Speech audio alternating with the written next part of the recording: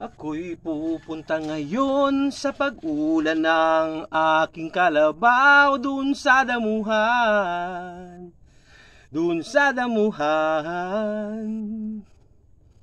At siya'y dadalhin ko dun sa sapa na mayroong tubig, mayroon din siyang damuhan, mayroon ding damuhan.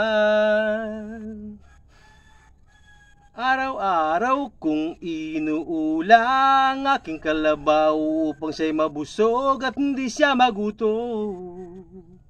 Laging nasa damuhan.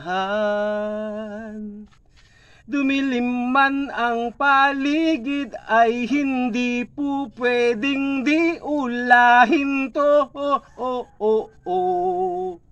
Oh, oh, oh, oh, oh. Bakit duhaw ang kalabaw sa tag-araw? Hindi giniginaw ang kalabaw sa tag-ulan. Kahit kaila'y hindi giniginaw ang kalabaw sa tag-ulan.